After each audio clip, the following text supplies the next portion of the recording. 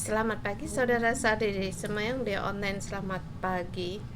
Hari ini kita sampai di kitab Imamat pasal 11 yang disampaikan oleh Pastor Jason.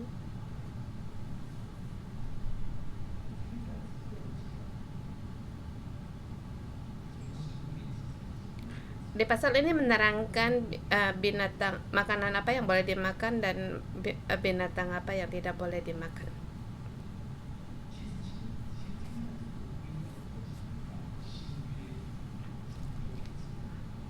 Tetapi ketetapan di pasal ini sampai di Perjanjian Baru semua boleh dimakan. Dan di pasal ini maknanya ada di mana? Kita harus merenungkan poin ini. Di sini Allah berfirman tidak boleh makan, tetapi akhirnya boleh makan.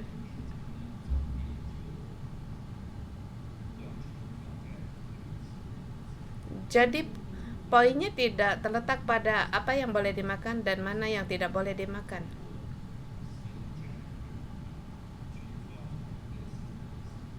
Tetapi dengan demikian, dengan Allah demikian menerangkan, kita menangkap maknanya yang lebih dalam. Dengan tema hari ini, sekarang hidup yang kudus dimulai dari makan dan minum. Di ayat 45 dikatakan, kamu harus kudus sebab aku adalah kudus. Dan ini prinsip ini tidak berubah. Bagaimana kita meneladani Allah dalam kekudusan, dan di sini dibagi dalam berbagai lapisan.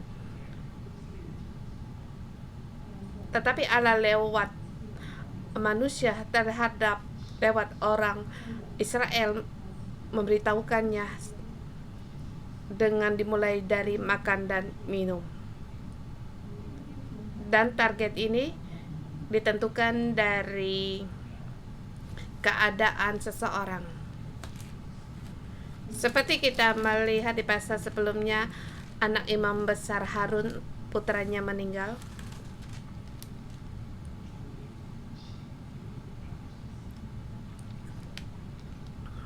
Sebagai ayah, sebagai imam besar, ia tidak boleh menyentuhnya dan juga tidak boleh berkabung untuk menyatakan duka citanya.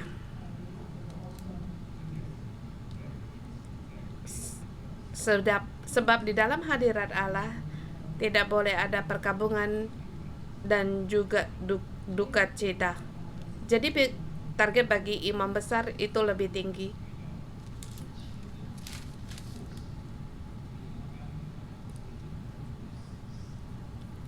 Tetapi imam terhadap orang menghadapi keluarga yang meninggal, dia boleh menyentuh mayatnya. Setelah menyentuh, dia menjadi najis, tetapi sesudah itu dia harus dikuduskan kembali. Jadi agak leluasa. Dan bagi makan dan minum, imam di pasal kemarin dikatakan, pasal sebelumnya, bahwa tidak boleh makan anggur atau orang biasa saja mereka meminum, tapi permintaan kepada persyaratan bagi imam itu lebih tinggi. Sebab makan dan minum yang dimakan oleh imam yaitu dari hasil persembahan yang kudus, lembu, kambing. Di dalam peraturan ini mereka boleh makan, dan ini juga dibicarakan bagi seluruh orang Israel. Dan juga ini ketetapan ini terhadap imam juga lebih leluasa, dan sampai di Perjanjian Baru semua boleh dimakan. Tapi ditambahkan satu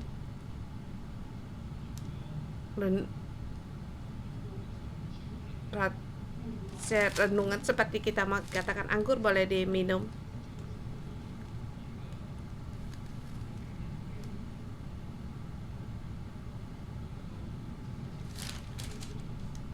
Tapi kalau ada kamu meminum, orang melihatmu, kamu orang Kristen, mengapa kamu boleh minum arak?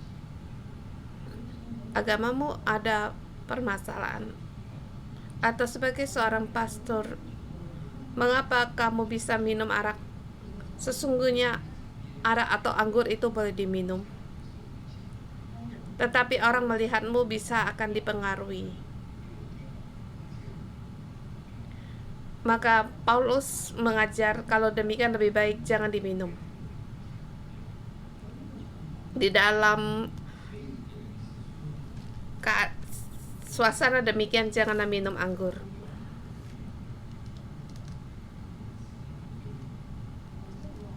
Dan dikatakan dalam keadaan atau situasi apapun kita menyatakan bahwa kita ada perbedaan.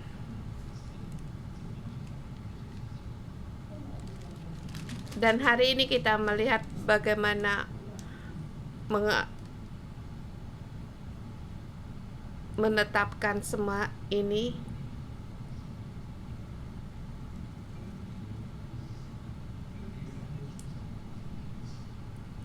Seperti yang dikatakan bahwa buah pohon pengetahuan tentang yang baik dan yang jahat jangan dimakan.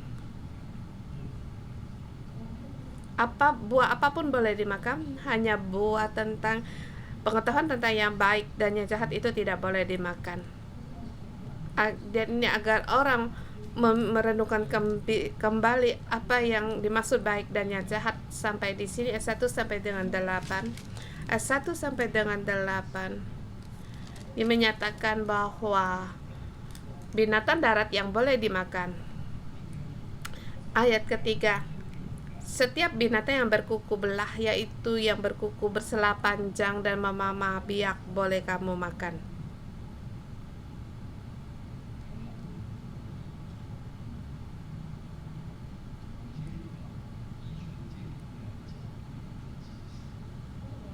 Dan ini dari segi yang sehat untuk menerangkan.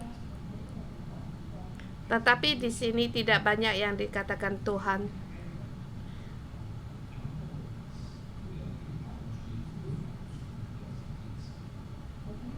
Dan di sini berkuku belah dan yang memamah biak boleh dimakan. Tetapi kuku tidak yang berkuku belah atau kukunya bersela panjang itu tidak boleh dimakan. Ini menyatakan kalau kita seluruhnya yang berjalan di bumi sesungguhnya itu adalah menajiskan, dan kita memakannya, kita pun melakukan satu kesalahan seperti lembu dan jantan. Lembu melakukan kesalahan, dia memakannya juga itu dianggap tidak menajiskan. Kita juga harus seperti terhadap binatang yang berjalan di bumi, seperti kita kalau kita merenung firman Tuhan tetapi kita tidak berulang kali merenungkan, sama saja ini merupakan satu kenajisan. Sama dikatakan Tuhan, baik yang dikatakan yang di air dan di darat. Kita waktu serahkan bagi Pastor Joshua.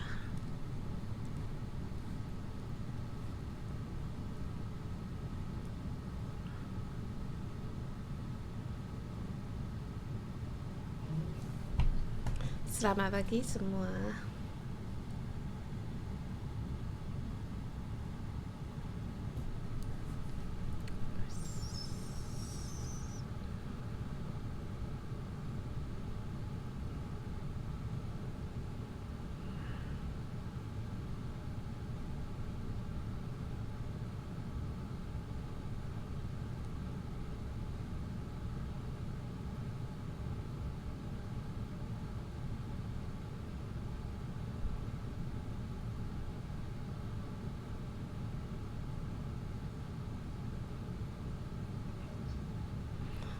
Selamat pagi saudara semua. Kita terus melihat kitab Imamat. Kemarin kita melihat Imamat pasal 11. Bagi saya Imamat pasal 10 sangat penting. Terlebih bagi kita orang-orang yang membagikan firman Tuhan, menyampaikan firman Tuhan, orang-orang yang melayani. Sebagai imam, tentu bagi kita semua saudara-saudari juga kita juga dimasukkan sebagai imam. Tapi bagi kami yang melayani ini merupakan satu banyak peringatan bagi kami, dan sederhana dikatakan terhadap mempersembahkan api asing perkara ini. Kita banyak penjelasan atau perbincangan bagi saya, apa itu api asing?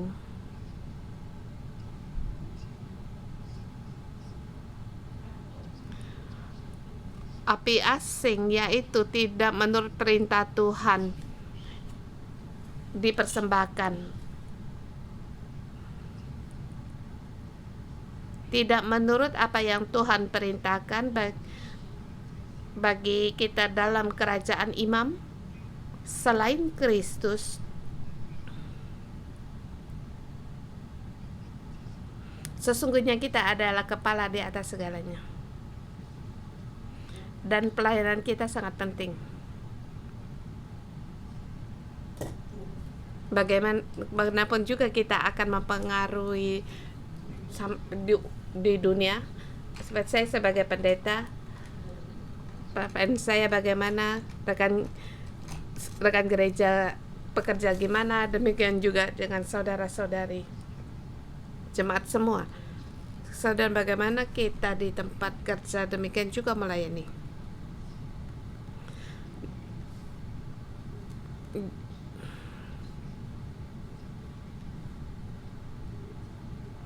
Seperti peran kita sangat penting.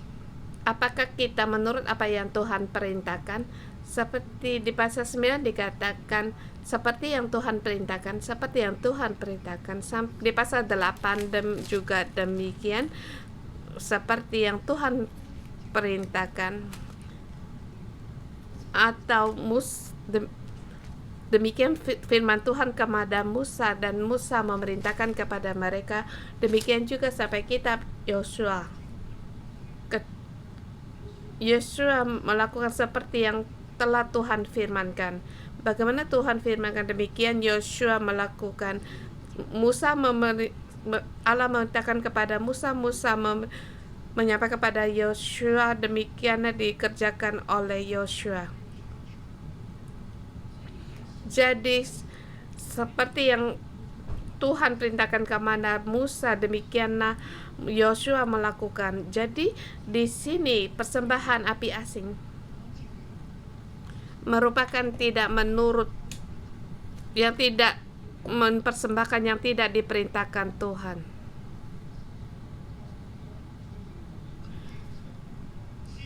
Dikatakan kedua anak Harun ini masing-masing mengambil pembaraan, membuka api ke dalam serta menaruh ukupan di atas api. Dengan demikianlah mereka mempersembahkan kehadapan Tuhan api yang asing yang tidak diperintahkan kepadanya. Lalu keluarlah api dari hadapan Tuhan, lalu menghanguskan keduanya sehingga mati di hadapan Tuhan.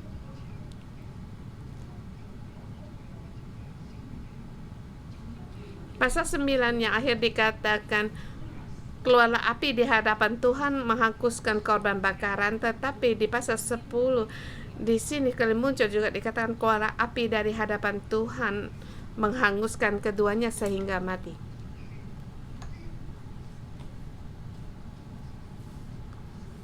Di pasal Tuhan di sini memberikan satu tambahan. Kedua anak ini mereka terlebih dahulu masuk dalam kemah pertemuan tanpa diperintah, bahkan sampai di ruang Maha Kudus. Jadi pasal 16 ada ketetapan Harun, waktu kamu masuk di kemah pertemuan, apa yang harus kamu lakukan terlebih dahulu? Di hadapan Ruang Maha Kudus, apa yang harus kamu lakukan? Bahkan harus mempersembahkan lembu jantan sebagai korban penghapus dosa, baru bisa masuk di Ruang Maha Kudus. Di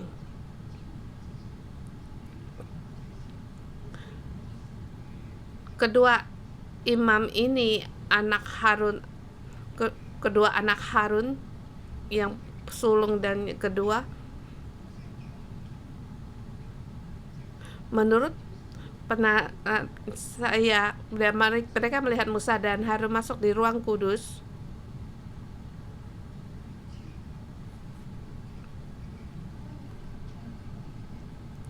Kemudian kemuliaan Tuhan dinyatakan segenap bangsa. Mereka mempersembahkan persembahan masuk kemah pertemuan.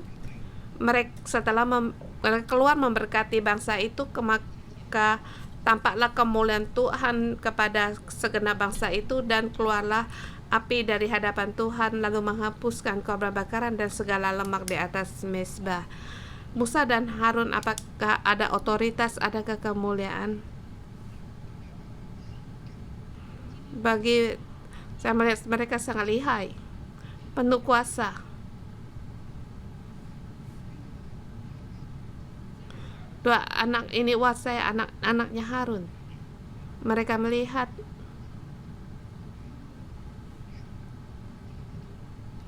mungkin mereka berpikir kami pun boleh. Kedua orang tua ini, Musa dan Harun, seperti kita masih muda, kita anaknya, kita adalah imam, kita pun mau. Jadi mereka terlebih dahulu masuk ke dalam kemah pertemuan. Mungkin masuk di ruang kudus. Apapun tidak dilakukan, tidak seperti yang diperintahkan Tuhan. Seketika keluarlah api menghanguskan mereka. Bahkan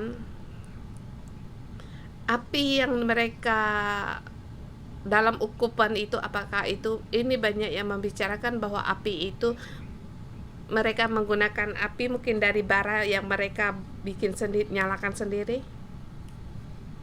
Menurut pandang saya bukan. Cara pandang saya, yaitu api Tuhan yang menyala di atas mezbah. Apinya dia ambil dari mezbah. Musa mereka masuk juga belum ada api ini. Mereka mengambil api itu, kemudian mengambil menaruhkan pembaharaan dan merasa sendiri sangat lihai.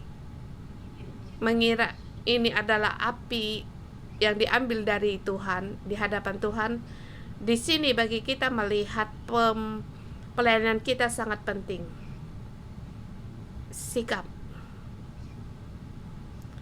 Allah tidak memerintahkan bahkan sendiri, seharusnya demikian.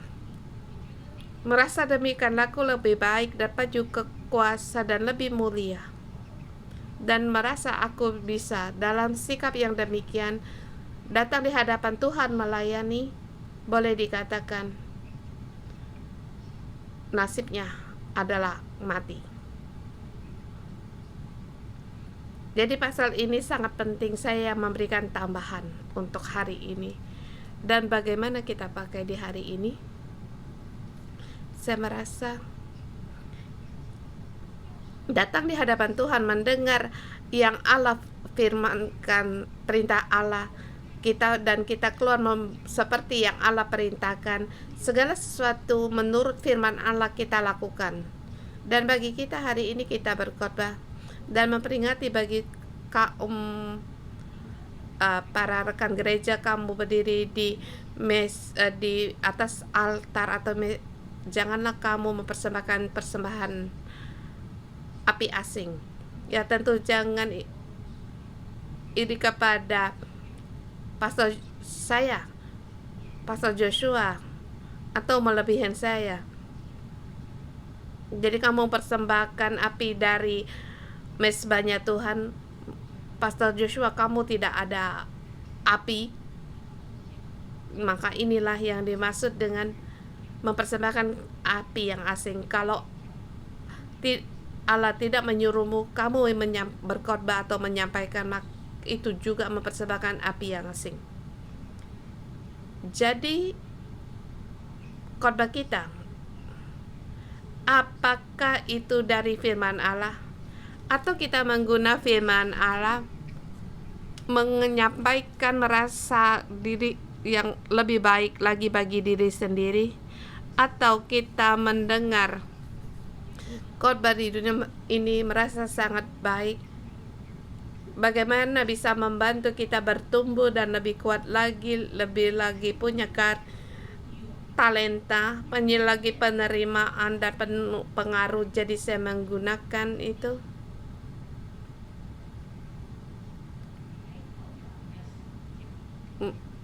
Dan menyampaikannya di atas mimbar. Dengan demikian kamu telah menyampaikan api yang asing. Jadi sikap kita itu saya merasa sangat penting. Jadi bagi yang berkhotbah haruslah sesuai menurut yang firman Allah, yang disampaikannya itu firman Allah. Demikian juga kamu sebagai ketua sel.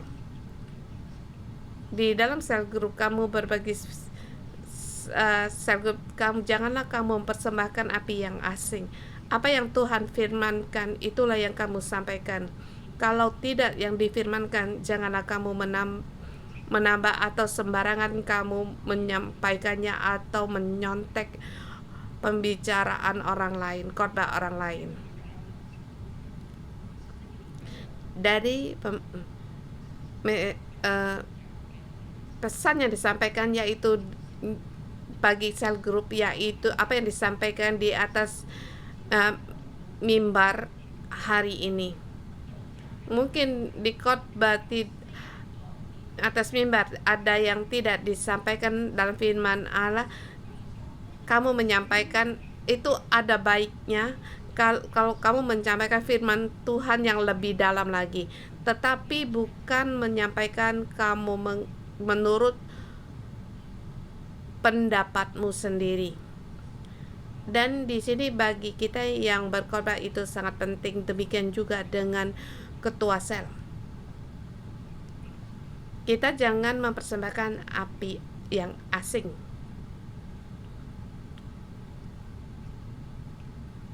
Dan juga janganlah sombong.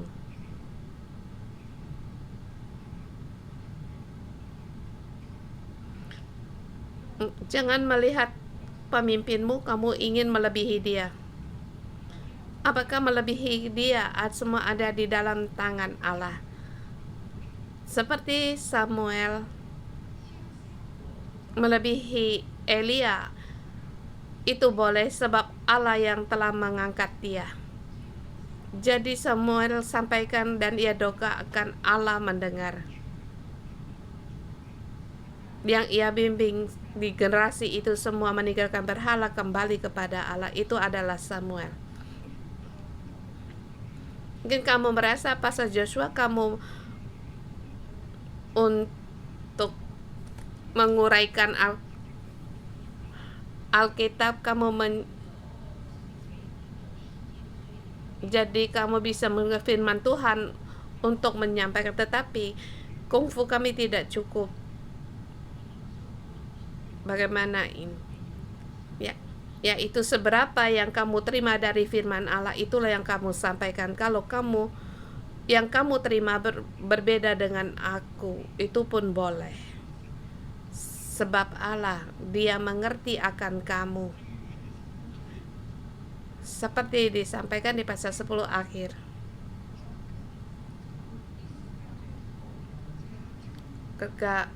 Harun, waktu dia mempersembahkan korban penghapus dosa kambing jantan, dia membakarnya.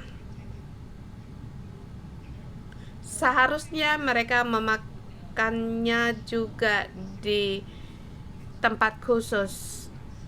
Ini korban penghapus dosa bagi bangsa itu.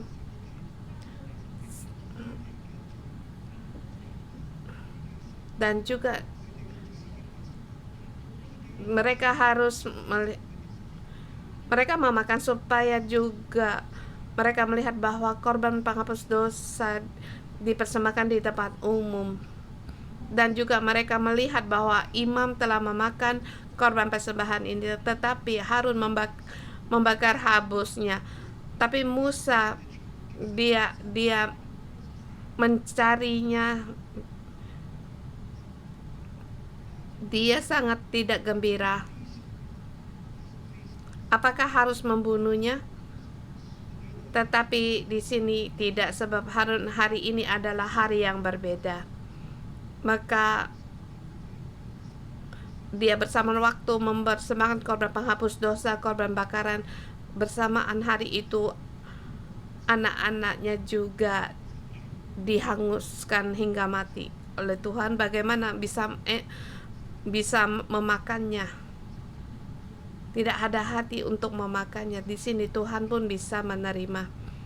Maka Tuhan pun bisa memahami manusia juga mempunyai sifat manusia. Apa yang tidak dapat kita lakukan, tetapi kamu bersedia. Kamu tidak dapat melakukannya, apa Allah pun dapat terima. Amin.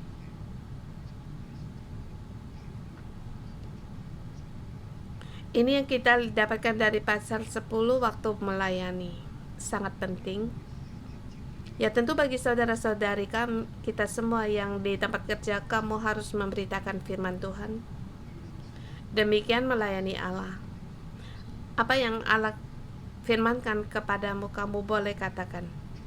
Tetapi jangan sembarangan sendiri beritakan. Atau kamu meiri kepada pemimpin di tempat kerjamu, kamu ingin melebihi dia. Pelayanan demikian tidak, sikap yang demikian tidak benar. Tuhan menyuruh dia menjadi kepala atas segalanya, jadi aku di tempat itu untuk menjatuhkan manajer saya.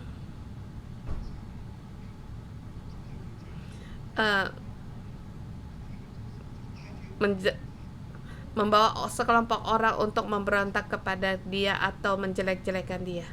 Ini adalah timbul dari sifat manusia. Walaupun kamu punya niat, targetmu, kamu ingin menjadi kepala atas segalanya, aku harus bangkit di dalam mengubah kondisi dari perusahaan itu. Tapi ini tidak benar. Kalau Tuhan yang mengangkatmu, seperti Tuhan mengangkat Yosua setelah Musa, Tuhan mengangkat Yosua, itu baru bisa diterima. Kita cukup menanti waktunya Allah, seperti yang Tuhan perintahkan di tempat kerja melayani Allah. Kita melihat di pasal 11, pasal 19, apa yang kita pelajari di sini? Kalau harus menyampaikan 47 ayat ini,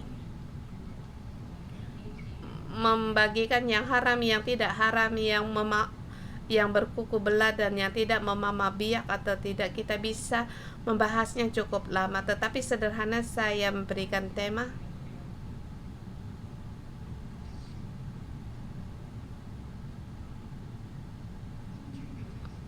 Imamat yang rajani dalam kehidupan sehari-hari harus kudus. Atau kerajaan Allah adalah kerajaan yang kudus. Kerajaan imam adalah kerajaan yang kudus. Jadi kita harus kudus. Semua orang disampaikan mulai dari imam sampai kepada seluruh rakyat. Pada semua orang, semuanya harus kudus. Disampaikan dari pasal 11 sampai pasal 15. Peraturan ketetapan dalam kekudusan. Pada saat kita melihat ketetapan ini, jangan melihat Allah melarang kamu kamu mengikuti, kamu harus mengikuti setiap larangannya. Allah banyak ketetapan, meresahkan. Semua kitab merupakan ketetapan-ketetapan ini, maka kita akan menerima kelereng dan kita akan menerima pisang. Tapi kita harus melihat kitab Imamat. Yang ia sampaikan kepada kita adalah satu jalan masuk ke ruang kudus. Seperti kedua anak Harun, mereka tidak menurut perintah Allah masuk ke dalam ruang kudus. Dia masuk dalam kemah pertemuan, akhirnya mati. Tidak boleh.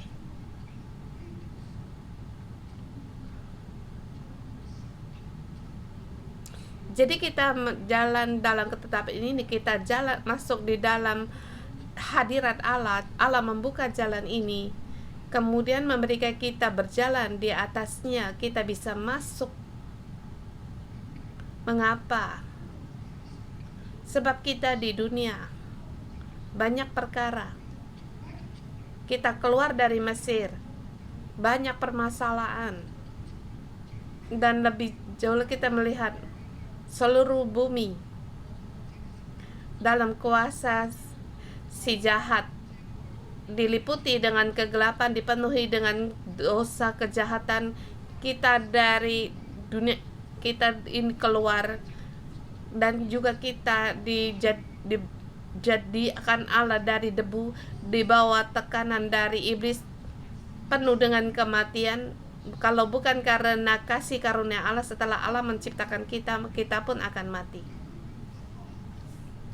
Kamu melihat Adam dan Hawa, kalau mereka tidak makan buah terlarang, dia tidak bisa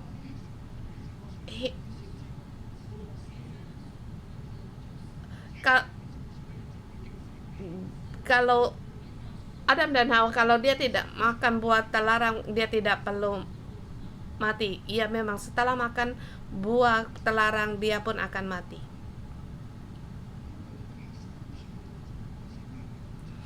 Kalau mereka makan buah pohon kehidupan, mereka bisa hidup kekal, tetapi mereka tidak memilih. Mereka hidup di bumi. Bumi ini dipenuhi permasalahan. Maksud saya, dia juga dijadikan dari debu, tanah dan debu, yang dibawa kuasa oleh si jahat, oleh kuasa iblis. Jadi kita semua hari ini, Allah membawa orang Israel keluar dari Mesir, yang membawanya kepada empunyanya dan mengikat perjanjian dengan mereka. Perjanjian yaitu ikatan janji. Kita harus masuk dalam perjanjian ini. Jadi atau persekutuan, yaitu perjanjian dia ingat dari bangsa ke bangsa seperti negara lain. Maka satu persekutuan ini, bangsa itu akan melindunginya. Jadi mereka bisa mengadakan persekutuan, bekerja sama. Seperti Allah mengikat perjanjian persekutuan juga dengan orang Israel, mengikat perjanjian juga dengan kita. Allah membawa mereka sampai di Gunung Sinai. Di hari Pentakosta, Allah turun di Gunung Sinai, kemudian memerintahkan mereka untuk membuat kemah pertemuan, supaya aku diam di tengah-tengahmu. Ini sangat penting. Seluruh kitab Keluar mendirikan kemah pertemuan. Sampai di pasal 40, Allah diam di tengah-tengah mereka. Awan ada gunung turun di dari gunung Sinai sampai kepada kemah pertemuan. Allah diam di ruang Maha Kudus, di kemah suci. Dan orang Israel mereka berkemah di sekeliling kemah pertemuan. Allah diam di tengah-tengah mereka. Allah datang di bumi mendekat pada mereka, tetapi orang-orang ini banyak dosa dan permasalahan. Bagaimana mereka bisa masuk di hadapan Allah? Dia masuk di dalam hadirat Allah. Allah membuka satu jalan, yaitu ketetapan-ketetapan atau ketetapan yang disampaikan. Kita melihat ketetapan ini sulit untuk kita lakukan atau kita pegang, tetapi Allah lewat Kristus menggenapi. Jadi Kristus datang, aku datang untuk menggenapi hukum Taurat. Dan hukum Taurat telah digenapi oleh Kristus. Jadi kita lihat jalan ini adalah jalan yang kudus masuk di dalam hadirat Allah, yaitu jalan masuk di kemah pertemuan. Di perjanjian baru demikian juga kita melihat lewat Roh Kudus, dengan berani kita datang di hadapan tata kasih karunia Allah. Kita karena Kristus, kebenaran ini selalu ada di sini, bahkan digenapi di perjanjian baru. Ya, tentu di peraturan di perjanjian lama kita tidak melakukannya lagi, tetapi kebenaran yang disampaikan bagi kehidupan kita, bagi pelayanan kita harus digenapi. Di dalam Kristus Dia telah menyempurnakannya. Jadi kita tidak punya ketetapan ini lagi. Sampai di kitab Kisah Para Rasul, apa yang dicekik atau darahnya itu jangan lakukan.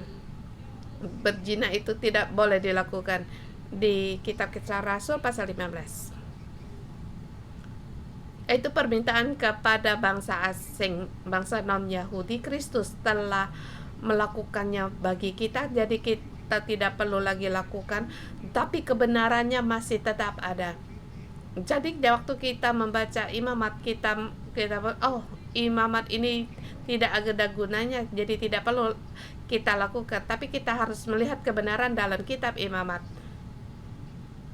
Hari ini kita katakan kebenaran bahwa Allah membuka satu jalan agar kita dari dunia yang dipenuhi dengan dosa dan kejahatan. Orang Israel keluar dari Mesir, kita keluar dari dunia. Bagaimana kita bisa masuk di dalam hadirat Allah? Ketetapan kebenaran ini membawa kita untuk masuk. Bagi orang Israel, mereka harus melakukannya dengan penuh, tetapi mereka tidak sanggup lakukan. Ketetapan-ketetapan ini telah membuka satu jalan yang tidak dapat lakukan. Dengan persembahan, dengan cara upacara, kamu bisa dikuduskan.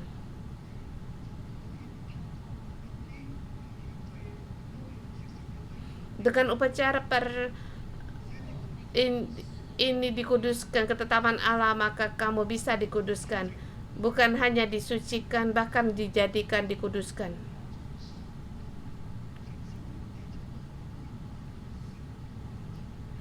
Dengan kekudusan kamu bisa datang di hadapan Allah, sebab Allah itu kudus.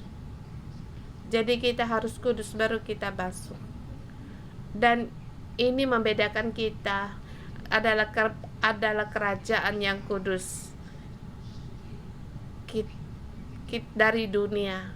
Lewat ketetapan-ketetapan ini di perjanjian lama, kita dikuduskan menjadi kerajaan yang kudus.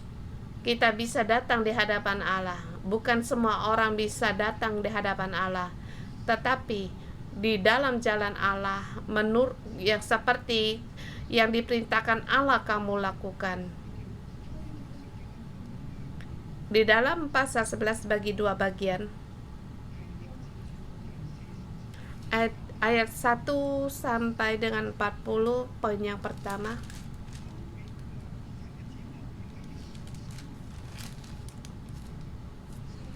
Umat Allah harus dalam kehidupan sehari-hari harus membedakan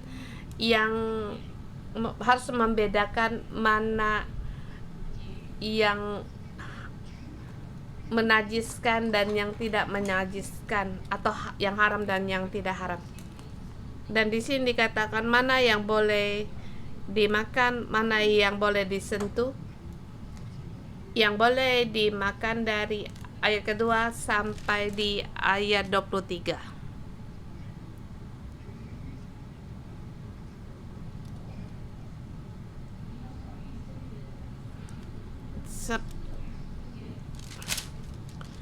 Katakan kepada orang Israel, binatang-binatang yang boleh kamu makan dan di bawah ini.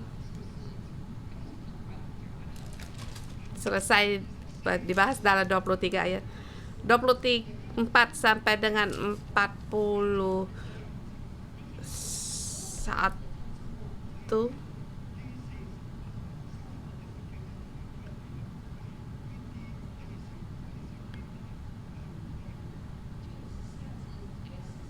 Empat 39 ayat ini membedakan mana yang boleh kamu pegang, mana yang tidak boleh kamu pegang.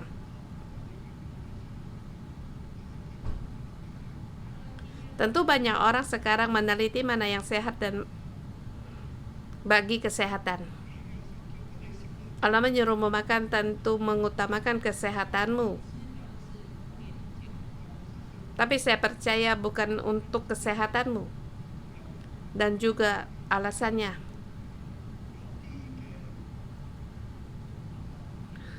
Ada banyak binatang oleh karena upacara keagamaan atau ada seperti ajaran sesat, mereka menggunakan barang-barang ini untuk dipersembahkan. Jadi Allah menyuruh orang Israel jangan tidak mau barang-barang ini atau binatang-binatang ini. Tapi saya merasa ini perintah Allah, ketetapan Allah. Jadi kita harus mendengar. Jadi kita tidak makan dan tidak menyentuh. Di ayat 23 sampai 40 mana yang menajiskan.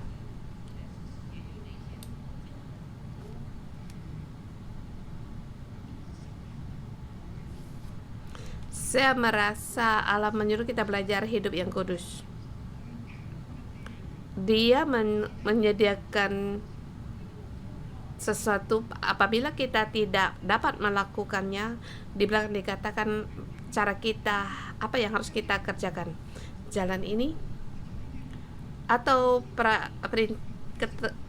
hukum-hukum ini menyuruh kita untuk bisa membedakan. Tapi akhirnya kita melanggar. Kita menggunakan dari korban persembahan tertentu, kita bertobat atau mengganti rugi. Seperti dosa, kita harus mengganti, membayar harga, atau sehingga seorang ini tidak selamanya tidak boleh mendekat Allah. Memang berdosa, tetapi Allah mengampuni. Bagaimana lakukan menurut apa yang Tuhan perintahkan? Waktunya sampai, kamu harus membayar dosa, membayar harga dari kamu, dari yang najis menjadi tahir, sehingga kamu bisa datang di hadapan Allah. Allah bersedia setiap orang bisa datang di hadapannya, tetapi menurut caranya, menurut yang Ia perintahkan. 41 sampai 47 sangat penting.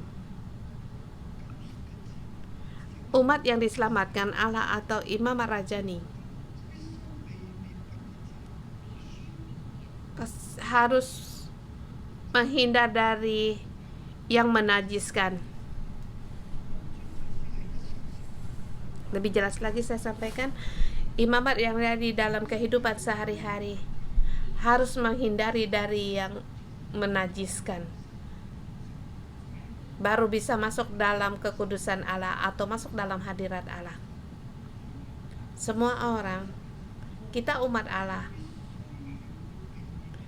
kita harus menghindar dari segala kenajisan, baru kita bisa masuk ke dalam kekudusan Allah. Ini adalah hasil dari jalan itu.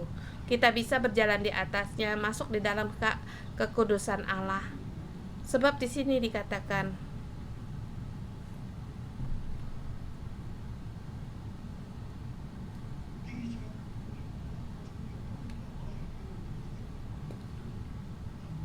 Segala binatang merayap berkeliaran dirimu adalah kejijikan, janganlah dimakan.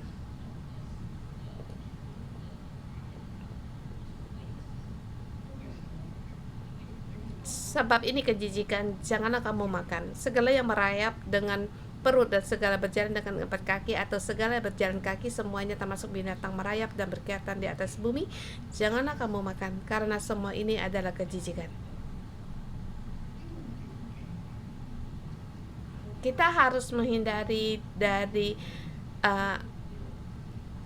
makanan yang menjijikan.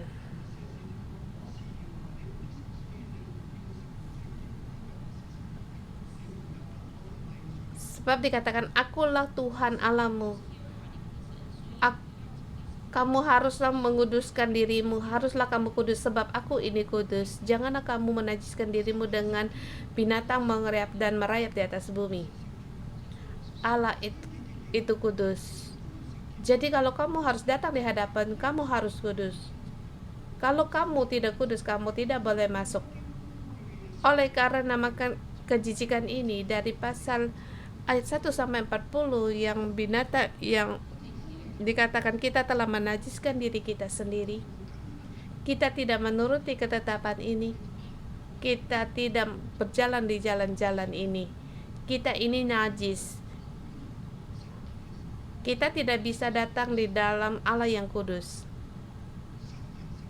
Allah itu kudus. Jadi kita harus kudus, baru kita bisa masuk di dalamnya. Ada kalanya seperti contoh,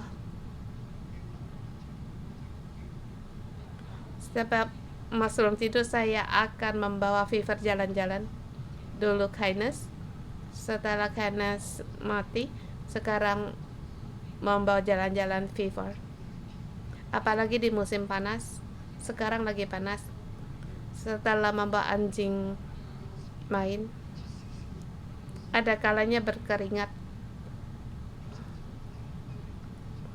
Kalau keringat banyak, saya akan langsung mandi. Kalau sedikit berkeringat,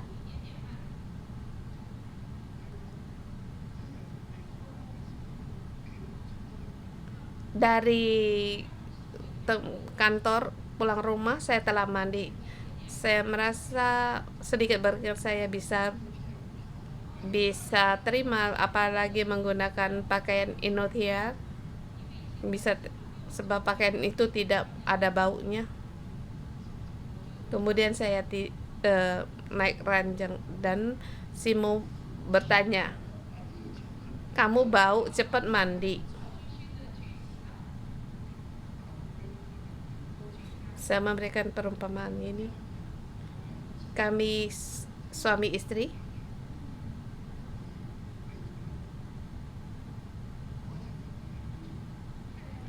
istrimu merasa kamu ada bau,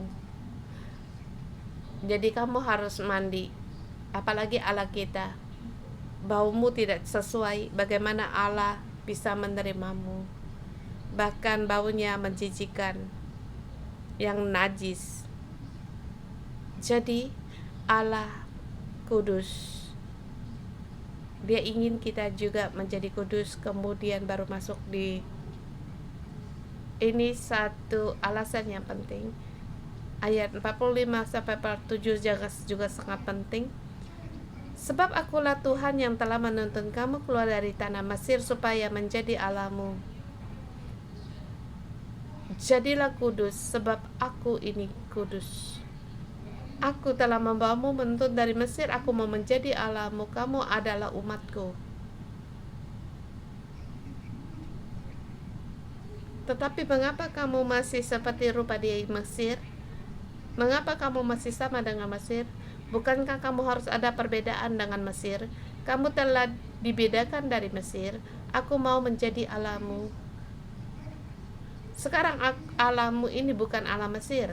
Kamu Tuhan Allahmu, Allah Tuhan kudus. Mengapa kamu dalam kehidupan sehari kamu harus memperhatikan kekudusanmu, baik itu dalam makanan atau dalam upacara tertentu? Ini peraturan-peraturan yang ketetapan yang ditentukan, yaitu harus kudus. Berbeda dengan dunia dan juga dengan Mesir. Jadi di sini diulangi, jadilah kudus sebab aku ini kudus. Awalnya kamu najis, kamu dijadikan dari tanah debu. Tapi aku tahu, jadi aku memberikan padamu mana yang boleh kamu makan dan tidak boleh dimakan. Jalan ini telah jelas bagimu. Seperti lampu merah, janganlah menyeberang. Menyeberang harus selalu dengan lampu hijau. Kita mengendarai mobil, kamu harus mengendarai mobil di atas jalan, bukan melihat mobil untuk menyerobos terus. Dan ada peraturan lalu lintas. Demikian dalam kekudusan Allah. Itu kudus. Jadi kita harus kudus baru kita masuk di dalamnya. 47 tentang hal yang najis dan yang tahir, yang boleh dimakan, yang tidak boleh makan, itu harus dibedakan. Allah berkata, aku telah menyampaikan cukup banyak, ini yang najis, ini yang tahir, ini boleh dimakan, itu tidak boleh dimakan, ini boleh diraba atau tidak boleh diraba, tetapi jatuh di air pun jangan minum air ini. Kalau itu belanga, itu pun harus dihancurkan. Tetapi kalau kamu dalam sumber air jatuh di situ, itu bisa diterima menurut apa firman Allah, bukan menurut pikiran kita. Jadi imam yang kamu sampaikan, beritakan itu firman Allah, bukan apa yang kamu pikirkan. Kalau pikiranmu kamu lakukan, demikian kamu melayani Allah, demikian kamu memberitakan, kamu telah mempersembahkan api yang asing. Itu yang menajiskan dan itu yang sangat menjijikkan. Di hadapan Allah yang kudus harus menurut firman Allah dan perintahnya. Kita melayani Dia. Kita berjalan dalam jalan kekudusan ini. Kita punya kelemahan, tetapi Allah akan membantu kita, menyelamatkan kita. Tetapi kita harus mendengar firman Allah. Kiranya Tuhan memberkati kita. Amin. Haleluya. Mari kita menyembah Tuhan.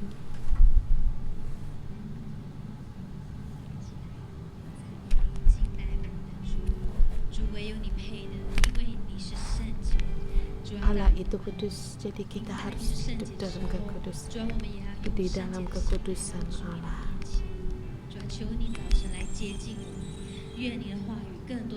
Kiranya firman-Mu terus menuntun di jalan kehidupan kami. 你是配的，最配的，配受所有荣耀与权能。你是配的，最配的，配受所有尊荣赞美。圣洁主，你坐在宝座上，我敬拜你，我高举双手赞美你，我宣扬你是万王之王。你是圣洁，你是圣洁，最圣洁，圣的耶和华。你是圣洁，最圣洁，昔在永在之主。你是配的，你是配的，最配的，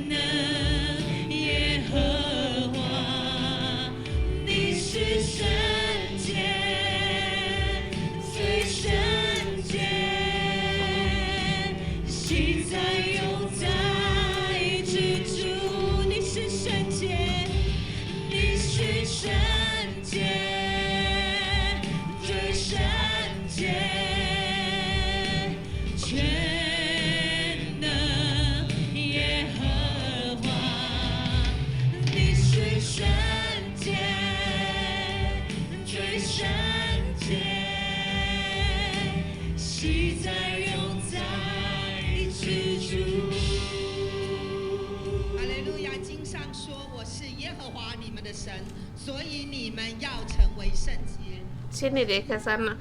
Akulah, sebab akulah Tuhan Allahmu, maka haruslah kamu menguduskan diri dan haruslah kamu kudus sebab aku ini kudus. Saya waktu membaca ayat ini saya merasa sangat gembira sebab Allah mengatakan Allah kudus.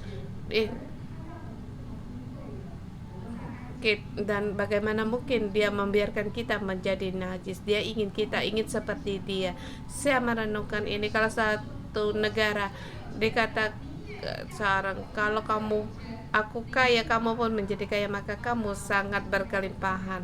Mari bersama kita memuji Tuhan. Pujian ini, Tuhan, Engkau begitu kudus. Kamu katakan aku kan bisa lewat apa? Lewat dengan firman-Mu. Engkau bisa, aku pun bisa. Tuhan, aku bersyukur dan berterima kasih dan memuji Engkau. Tuhan yang kudus, kami sekelompok kami pun bisa berjalan di dalam jalan ini. Kami memuji ini, kami bersyukur dan berterima kasih kepada Engkau. Tuhan Yesus, kami berterima kasih kepada Engkau. Ada Engkau sungguh yang baik. Terima kasih Tuhan, Engkau begitu mengasihi kami. Engkau bersedia memberikan yang terbaik bagi kami. Yang terbaik bagi kami. Engkau kudus. Engkau ingin agar kami juga semua orang masuk dalam kekudusan, dan dalam bagian kekudusan-Mu kami ada bagian dalam kudus-Mu. Kehidupan kami semakin indah. Di dalam kekudusan-Mu kehidupan kami semakin berkelimpahan. Di dalam kekudusan-Mu kami bisa semakin bebas. Bukan satu belenggu, tetapi ini berkat. Bukan satu penganiayaan, tetapi agar kehidupan kami semakin Engkau tinggi, Engkau naikkan. Terima kasih Tuhan. Bapa, terima kasih oleh karena kekudusan. Dengan kekudus kami memiliki segalanya. Karena kami sukacita dan penuh dengan sukacita. Kami menikmati segala yang Kau berikan kepada kami. Terima kasih Tuhan Yesus. Saudara semua, Tuhan ingin agar kita kudus. Dia agar ingin kita hidup dalam kekudusan. Kita keluar dari dunia, kita berbeda dengan dunia, tapi menurut caranya. Dia ingin kita untuk mendengar firman-Nya. Tapi ada kalanya terhadap apa yang Ia perintahkan di dalam kita, adakah satu keraguan. Dan juga pada saudara-saudara saya berbagi, saya tahu Pastor Joshua dan Simon mencintai aku, tetapi reaksi saya yaitu saya ikut, saya dengar, saya belajar. Reaksi saya, mengapa aku mendengarmu? Apakah kamu yang terbaik?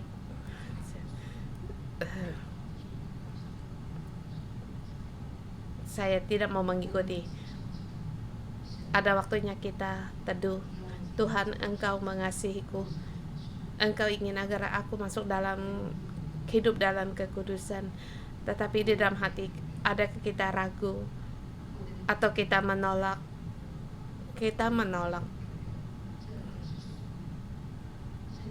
Adakah di dalamku ada merasa meresahkan? Ya, itu lagi yang dikatakan. Saya katakan ini cukup, itu kata Roh Kudus, kami menyambut Engkau. Roh-Mu ada di dalam hidup kami. Terangi kami. Bapa, terangi kami. Secara benaran kami tahu setiap firman yang Kau berikan kepada ada faedah yang baik bagi kami untuk menolong kami demi kebaikan kami, bahkan menolong kami semakin seperti Engkau. Penalan menurut akal kami tahu, tetapi dalam hati banyak keluhan.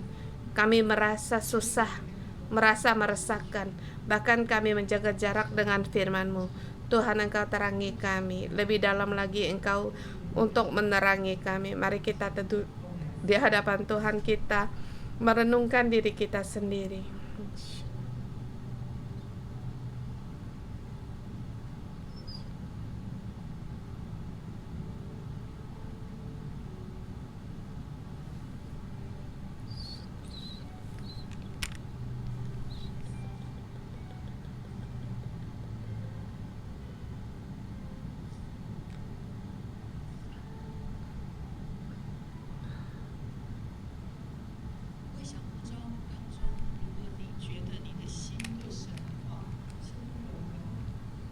Kalau kita punya kelemahan, kita merasa sulit, apa yang Tuhan perintahkan kita lakukan. Kalau kita punya kelemahan ini, kita sangat menderita. Datang renungan pagi, bahkan di online mendengar renungan pagi, kamu suka akan firman Allah, tetapi mendengarnya kita mudah untuk memberontak dan tidak mau mengikuti.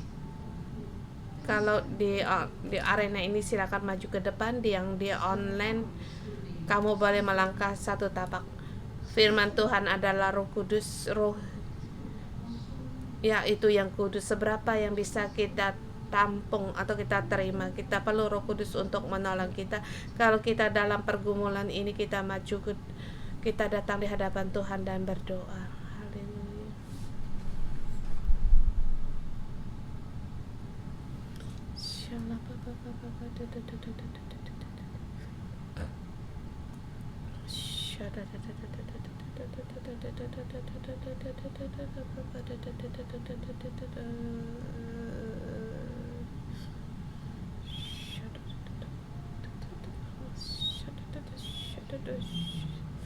Tuhan, Engkau tahu akan penderitaan saudara-saudari kami. Tuhan, mereka datang di Fulai, dekarin, merindukan firman-Mu. Tapi Tuhan Yesus, kami tahu di dalam kami, pengetahuan kami dan kelakuan kami itu tidak dapat kami ikuti. Mohon Tuhan, Engkau bantu, tolong kami. Engkau hadir dan di dalam saudara-saudari kami. Tuhan, sembuhkan saudara-saudari kami.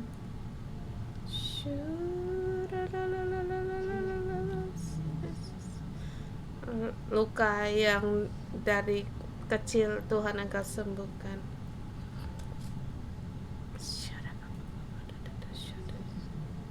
Tuhan Yesus datang di hadapan-Mu, bukan hanya datang disibuk, juga untuk diri saya sendiri dan juga bagi saudara-saudari kami yang bersama yang di online. Kami berdoa di hadapan Engkau. Tuhan, Engkau Allah yang menyembuhkan.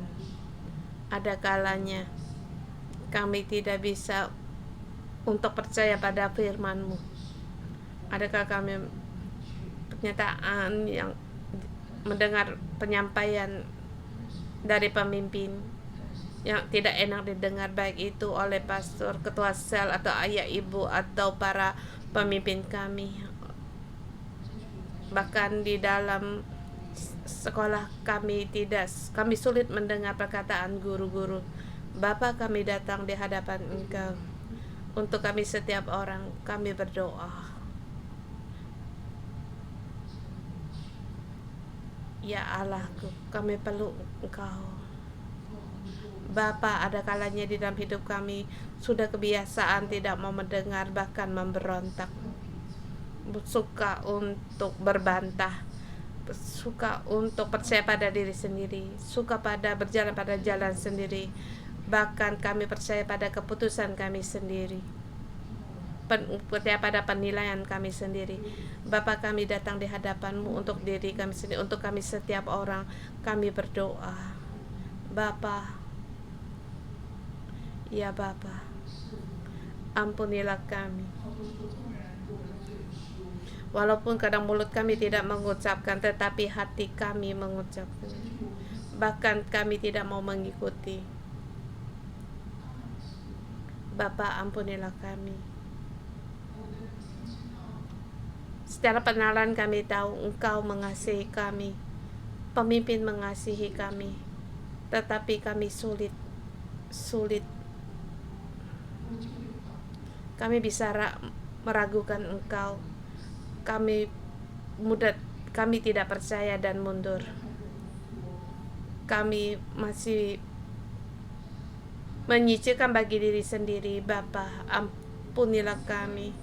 Kebiasaan kami menggunakan cara kami sendiri, menggunakan rancangan kami sendiri, kebiasaan menggunakan bingkai-bingkai dan penilaian sendiri, ini yang baik, itu yang tidak baik. Bapa, ampunilah kami tidak merendahkan diri. Bapa, ampunilah kami tidak mempunyai telinga untuk mendengar. Bapa, ampunilah kami. Ada kalanya kami menolak penolakan kami. Kata-kata kami tidak perlu disaring. Mendengar kata-kata yang tidak mengenai kami punya reaksi secara alamiah.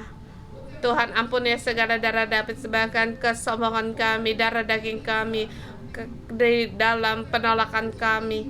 Kami merasa kami benar, sadar punya kepintaran sendiri dan rencana kami sendiri. Tuhan, ampunilah kami. Ada kalanya Tuhan kami berjalan di jalan yang salah, sehingga hidup kami jatuh dan lebih jatuh lagi. Ada kalanya kami mengalami banyak kesesatan, bahkan waktu diajar. Bukankah ini ada alasannya? Bapa, ampunilah kami. Ampunilah kami, Tuhan.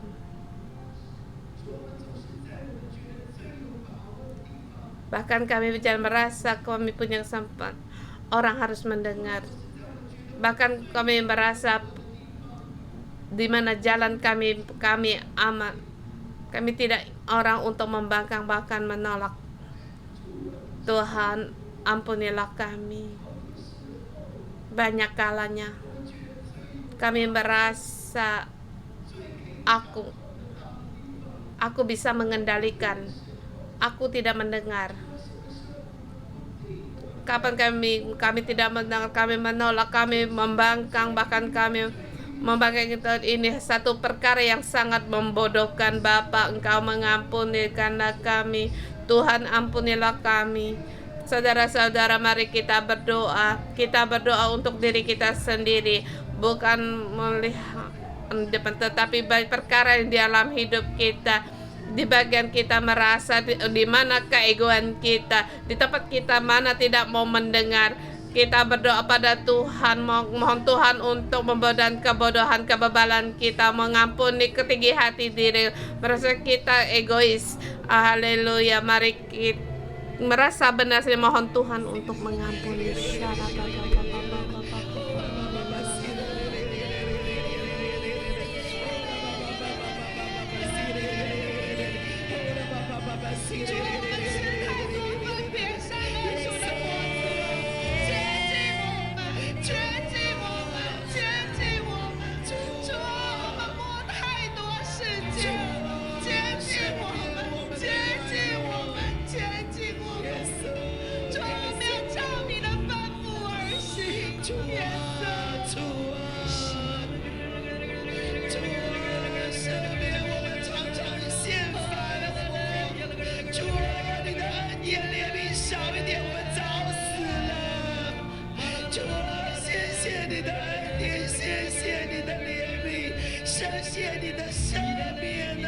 Terima kasih Tuhan akan belas kasih dan berterima kasih atas pengampunan.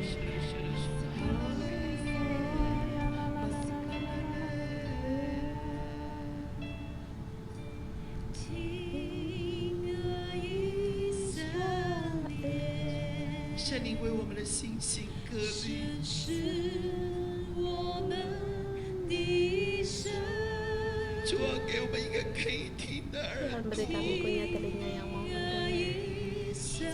Dengarlah hai Israel, Tuhan itu Allah.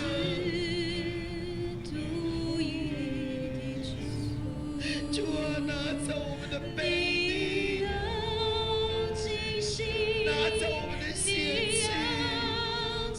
kami dengan segenap hati untuk datang kepada Tuhan, buat segala keegoan kami.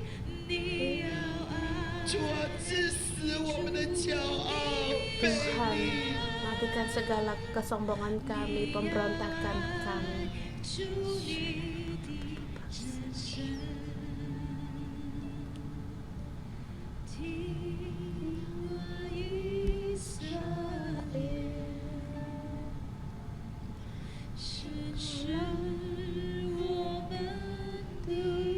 主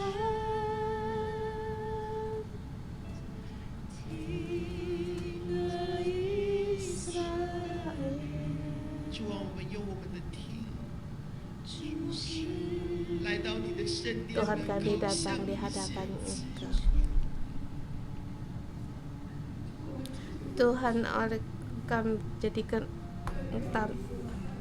untuk menyatakan kami mengasihi Engkau. Kami punya kerendahan hati kami. Kami menyatakan kami mengikuti hati-Mu.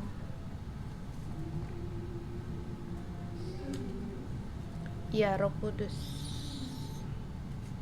ya Roh Kudus, terangilah kami, penuhilah kami.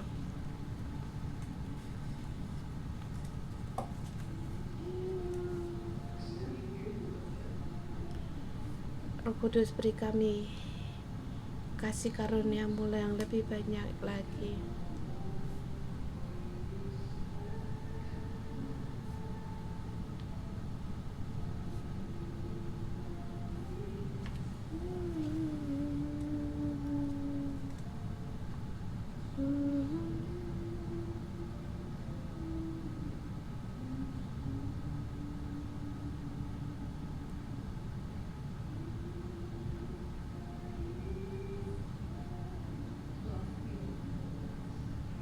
Tuhan, beri kami kerinduan jalan-Mu yang kami mau lewati, jalan yang kudus, penuh dengan ini bebas, tapi dengan selangkah demi selangkah, setiap hari, setiap waktu, setiap makan. Kami berjalan di jalan kekudusan-Mu. Haleluya, haleluya. Oh, saudara semua, puji-pujian kita berjalan. Kamu bisa pejamkan matamu. Berjalan di jalan yang Tuhan undangmu. Aku ini kudus, jadilah dirimu kudus.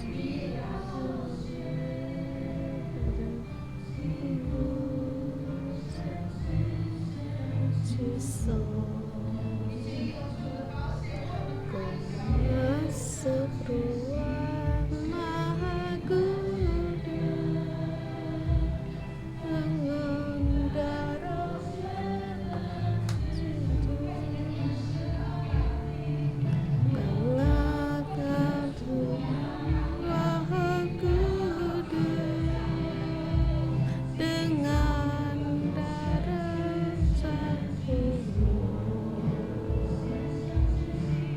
dengan hati tulus menyembah yang Tuhan, kami rindu kepada hadirat-Mu.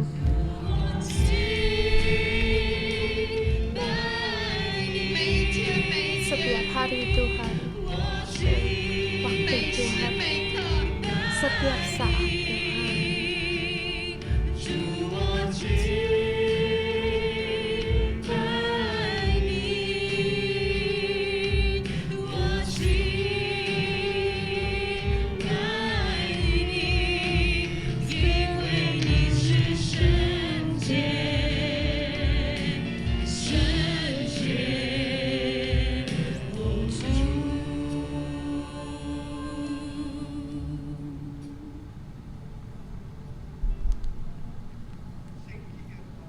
Kerajaan yang kudus.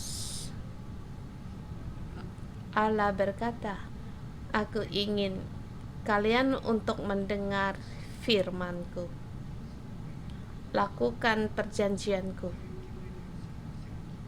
maka aku akan menjadikanmu menjadi bangsa kerajaan yang kudus, bangsa yang kudus, kerajaan imam, harta kesayanganku.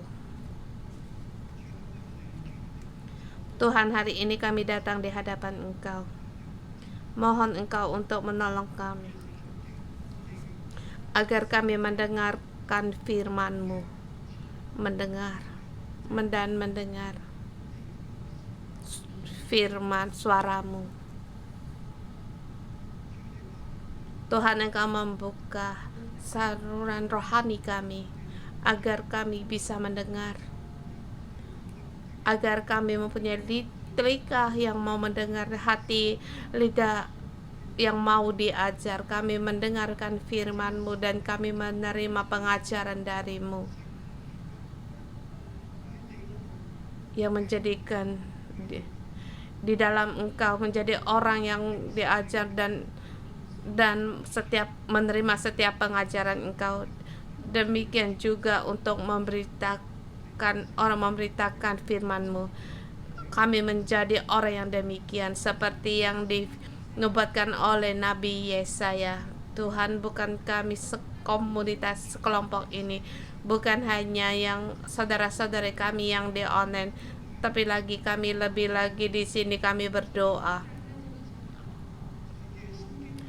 di dalam Yesus Kristus terhadap di dalam Allah Bapa. Dengan iman kita persembahkan doa rohani kita. Bapa Tuhan, juga cabang-cabang gereja kami, semua anak-anak pohon kehidupan yang menjadi hamba-hamba pohon kehidupan-Mu. Setiap orang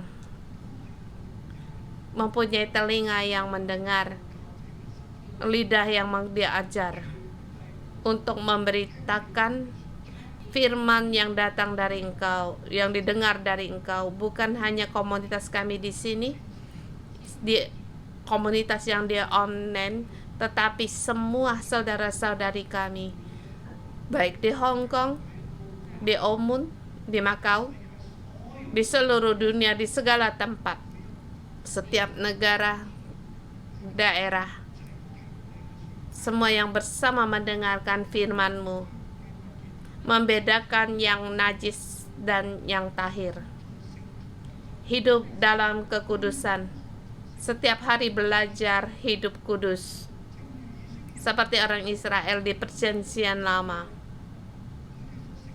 yang mereka makan berbeda dengan negara yang lain. Sejak dari sini mereka harus merenungkan, kita harus mendengar firman Tuhan, tidak mengikuti dunia ini. Kami mendengar firman Tuhan, melayani Allah. Tuhan, Engkau tolong kami menjadi kerajaan yang demikian, negara yang demikian, yang bersekutu dengan Engkau, menjadi kerajaan Engkau, yaitu kerajaan Allah. Tuhan, Engkau tolong kami, nyatakan kerajaan-Mu di dalam kehidupan kami, di dalam pelayanan kami, di dalam waktu kami memberitakan firman-Mu, dan Engkau untuk menyatakan kami adalah kerajaan umat-Mu, imam-Mu, mewakili Engkau. Tuhan, berkatilah kami, anak-anak semua dalam rohani kita melihat Kamu sendiri, semua umat Allah bersedia untuk mendengar dan juga mendengar dan memberitakan apa yang didengar, agar dunia ini berubah, agar dunia ini kembali kepada Allah. Kehendak Allah